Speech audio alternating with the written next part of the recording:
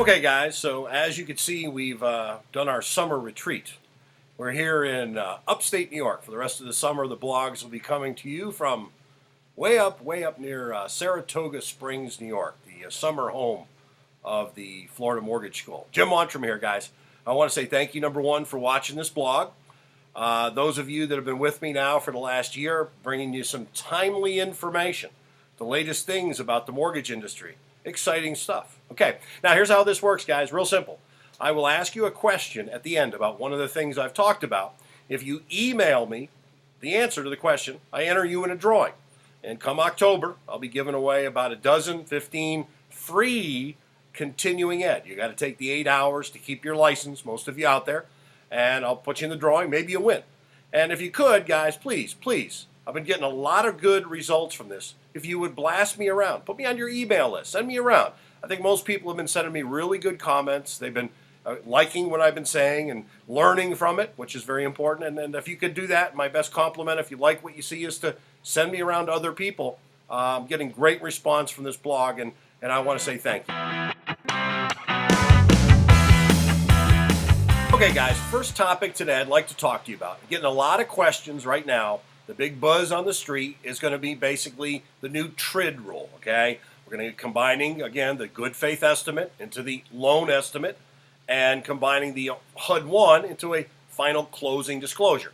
Probably not old news here, guys, but they have basically delayed the implementation from August 1st until October 3rd, okay? And furthermore, I said in the last blog, Richard Cordray, the director, has pretty much come out and said, you know, we're going to probably go pretty much easy on mortgage people. We're going to be sensitive to their needs until probably the first 6 months. I think that's the sentiment from the industry, the realtors, mortgage bankers is, hey, if people are acting in good faith, don't slam them, okay? But remember, guys, don't forget this. Elizabeth Warren, she said this, CFPB, unlike its predecessor regulators, is the cop on the beat. And if you don't know what that means instead of the old days, regulators kind of reacting to complaints, the cop on the beat is what? Looking for violations. That's the attitude in the culture of CFPB. So not to scare you, but I think, again, obviously till October 3rd, it's not required you use those forms, but again, they're probably going to give you a little bit of time to implement them. As long as you're showing good faith, you're probably going to be in good graces with them. Okay, let's talk about topic number 2. Again, CFPB now, guys, is in the process of basically beginning to audit mortgage companies, all right? And some of their preliminary findings they've been having, all right, they just issued a quarterly summary that they have every so often, and some of the things they've been noticing. So these are things that obviously are hot button issues that I think you should address if you're not in your mortgage company. Stay ahead of it, okay? One of the issues was basically they were saying, they want all these policies that you have in your company to be in writing, all right? It's not good enough just to say, hey, we follow the law. We know what it is. We don't break the law. No. What these guys are looking for when they come in, guys, are written policies. You say, well, what kind of policies, Jim, do I need to have in writing? Well, the first one comes to mind would be your loan officer compensation. Again, you pay your LOs a certain percentage. Again, have it in writing, okay? They want to have things like SIP, the Consumer ID program. What types of IDs will you accept from customers doing business? We all know anti-money laundering. Every year, you'll be seeing it from me. If you do CE, you got to go through it every year. So again, guys, the new era, I think, is they want things in writing, proactive, as opposed to a reactive on some of these laws. Now, some of the other issues they mentioned, disclosure requirements. Okay, number one, they mentioned a lot of times people have to go to housing counselors before we can proceed. We have to give them a list within 3 days of application. They're doing reverse mortgages, high-cost mortgages, negative AM loans come to mind.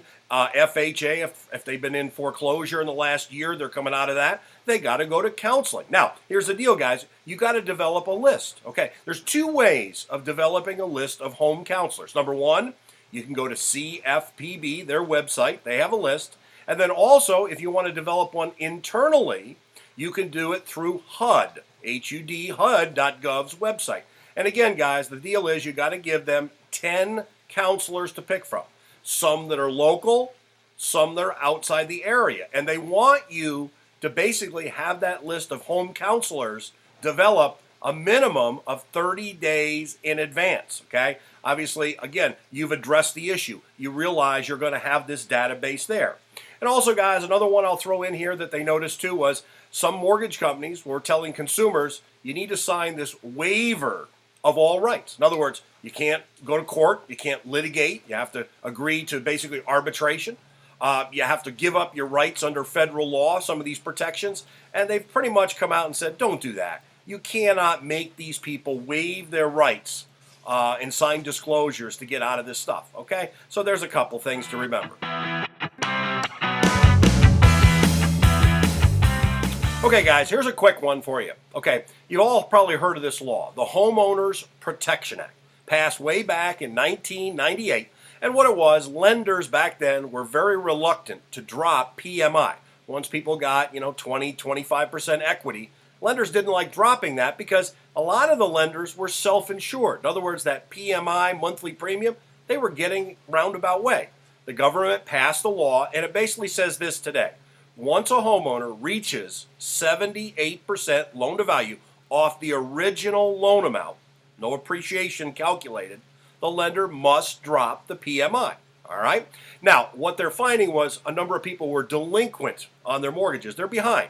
Well, all of a sudden, they get current. They pay up their mortgage and they're current. Well, the lender is required the first of the following month. Once that homeowner is current on that mortgage, they must drop the PMI. Many of them were not and keeping collecting it well after that fact. Okay, so remember that one. Let me talk about a topic here that you're just going to love. Disparative impact. You say, what in the heck is that? Well, our Supreme Court just made a ruling. We all learned last week about, same-sex marriage. That was the big news. But there was another case the Supreme Court ruled on, guys. And what it said is disparative impact is a form of discrimination. Now, we all know what discrimination, race, color, religion, national origin, can't do any of that stuff. That's fine. Well, what's disparative impact? Here's a good case for you. HUD, we all know HUD Section 8. They provide rental assistance for people to live in homes, right? Well, there's another part of Section 8, guys, that you may not know about. It's home, basically, purchase vouchers. Yes, your government gives money to people so that they can go out and buy homes. Well, your money, yours and mine, who pay taxes, we give it to others who don't work for it so that they can use that money to go out and purchase a home that they can't afford, probably. And the government has come out and said that some of these lenders were not counting that as income. You can't do that. These people deserve it. This is America. You don't have to work for it. We'll give it to you, and if we don't lend to you, then we'll sue the person who doesn't give it to you. Unbelievable. Unbelievable. Okay? And also, guys, along that line, the Texas Department of Housing, they got sued for disparative impact. They were not offering enough Section 8 rental vouchers in nicer areas. That's the problem. You have to give some out in the good areas. These people want to live in nice areas. They don't want to live in the terrible parts of town. That's disparative impact with the Section 8 rental housing voucher program. So even the state of Texas Housing Department got in trouble. All right. This is America, guys. What a country. Hey, oh, Lord, God save us. God save us. Hey, guys, thanks for watching the blog. Here's the question. I throw it in here, okay? I want to know at what percentage loan to value must lenders per HOPA drop the PMI coverage? What's the percentage? That's the quiz question that'll get you the free continuing ed drawing. All right, guys, once again, I want to say thanks, guys. Please, answer me back. You guys got any topics you want me to talk about? Please send it to me. A lot of these are coming from you guys. And also, guys, please, blast me around. Put me on your email blast. Send me to people. People get a chuckle out of this. I know I'm a little over the top, but you know what? Come on, let's have some fun. We've been all pissing and moaning in the mortgage business for years, okay? So anyways, guys, remember my famous saying, we don't look at your past, we credit your future, all right? So again, see you in about 2 weeks, and happy trails. Thank you.